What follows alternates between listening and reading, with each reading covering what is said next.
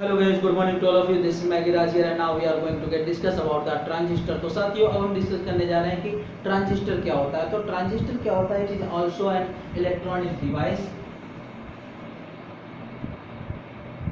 ये electronic device है जो दो पीएन संधि डायोड को फर्स्ट सतह मिलाकर के तैयार की जाती है। सो transistor is an electronic device which prepared or which developed by the two back-to-back contact of p-n junction diode. Okay, just remember it developed by two back-to-back contact of the p-n junction diode. यानी दो p-n संधि diode के first सतहों को मिला करके तैयार की गई युक्ति ट्रांजिस्टर कहलाती है। और ये दो टाइप में डिवाइड किए गए हैं, एक तो PNP एंड दूसरा है NPN।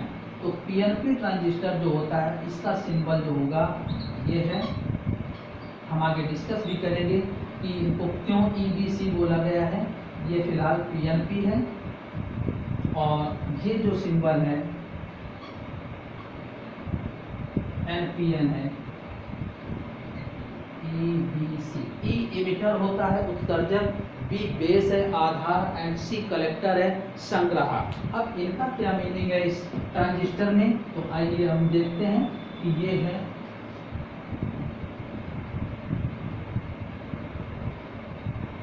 PNP और इसी तरीके से ये है NPN। साइज इसी तरीके से है, ये है NPN। देखिएगा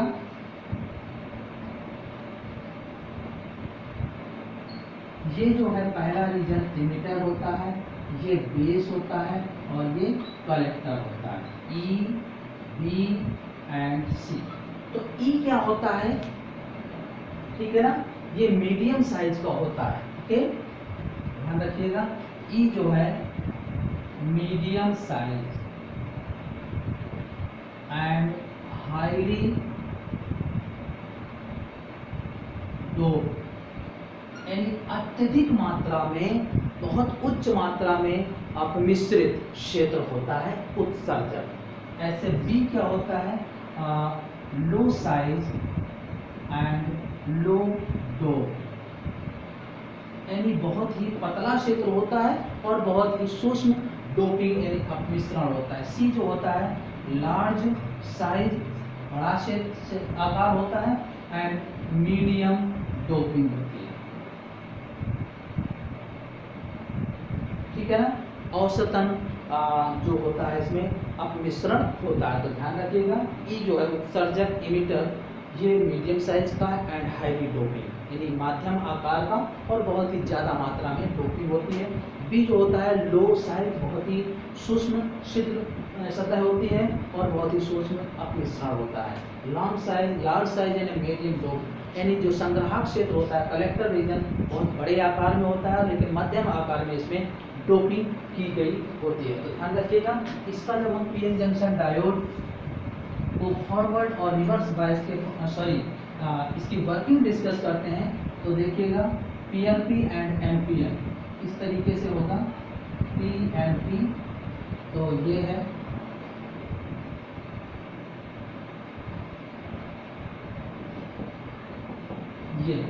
ये E, B एंड C। इसी तरीके से अगर हम NPN के लिए देखें तो NPN के लिए भी इस तरीके से करेंगे, ये रिवर्स कनेक्शन हो जाएंगे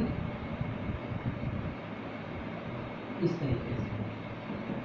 तो ये जो होती है VEE एक्स्ट्रा बायसिंग और ये VCC होती है, VEE एंड VCC। ये जो रीजन होता है EB रीजन बोलते हैं और इसको जो बोलते हैं BC रीजन होता है, ठीक है ना, दोनों ही केस में।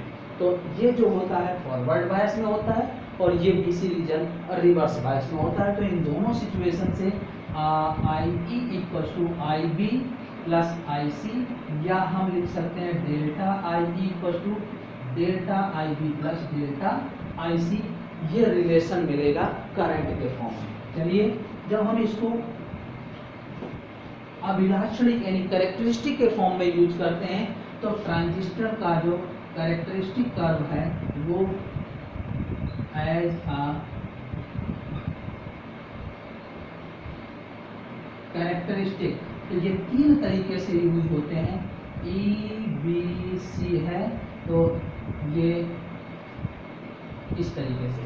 कॉमन एमिटर, ये इसको हम कह सकते हैं CE, CB एंड CC, ये तीन तरीके से यूज होते हैं। तो कॉमन एमिटर होता है, कॉमन बेस होता है, कॉमन कलेक्टर होता है। मोस्टली हम कॉमन एमिटर ही यूज करते हैं। तो जब transistor as a common emitter यानी उभयनिष्ठ उत्सर्जक के रूप में उपयोग करते हैं, ध्यान रखिएगा,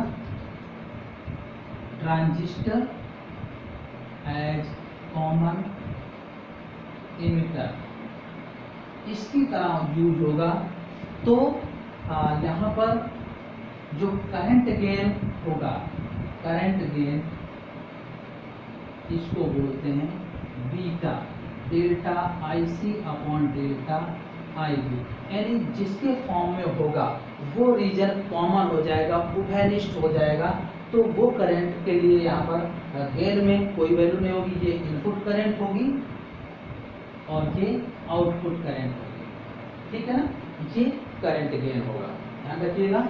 और जब हम इसको कॉमन बेस के फॉर्म में यूज करते हैं तो जो इनपुट रेजिस्टेंस होगा वो delta VB upon delta IB और R आउटपुट जो यूज होगा और delta VCE upon delta IC, ये यूज होगा, ठीक है ना। और अगर हम वोल्टेज गेन की बात करें तो AB equal to E output upon E input, ये होता है, और इससे हम आउटपुट की वैल्यू और इनपुट की वैल्यू निकाल सकते हैं। तो beta R output upon R input ऐसे लिख सकते हैं AB, ठीक है ना। तो ये हो जाएंगे इनकी सारी वैल्यू। अब जब हम ट्रांजिस्टर को कॉमन बेस के फॉर्म में यूज करेंगे, ट्रांजिस्टर एज कॉमन बेस, तो यहाँ पर करंट गेन हो जाएगा delta IC upon delta IE, ठीक है ना, ये आ जाएगा। तो अब देखिएगा, इसको हम अल्फा से नोट करते हैं। तो हमने एक चीज डिस्कस की यहाँ पर, बीटा और अल्फा में relation between alpha and beta, ये क्या होगा, तो देखिएगा बीटा इक्वल टू था delta IC upon delta IB और अल्फा इक्वल टू है delta IC upon delta IE, ठीक है।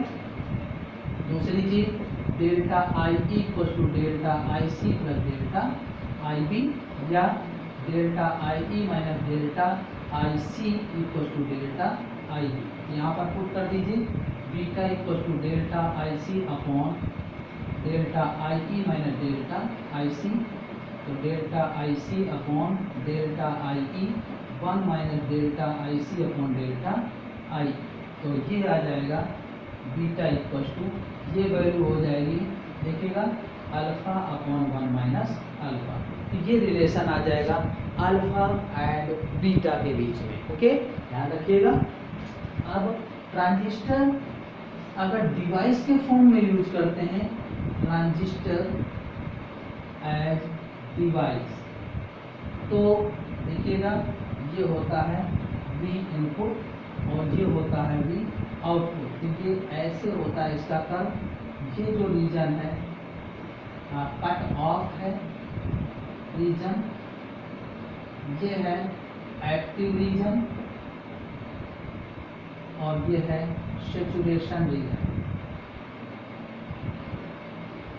तो जब ट्रांजिस्टर कट ऑफ या सैचुरेशन रीजन में वर्क करता है तब ये एज अ स्विच, ठीक है ना, एज अ स्विच इसके फॉर्म में जब यूज करता है तो कट ऑफ एंड सैचुरेशन इनमें वर्क करता है। यहाँ पर जो होता है ये स्विच ऑफ की तरह वर्क करता है और यहाँ स्विच ऑन की तरह वर्क करता है, ओके।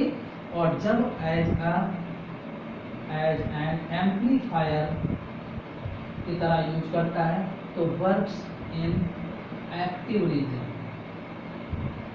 मतलब ये कहाँ पर कार्य करता है, सक्रिय क्षेत्र में कार्य करता है। इसको बोलते हैं अंतक क्षेत्र, इसको बोलते हैं सक्रिय क्षेत्र और इसको बोलते हैं संतृप्त क्षेत्र। तो ध्यान रखिएगा, ये प्रोसेस होता है जब ये डिवाइस के फॉर्म में यूज होता है।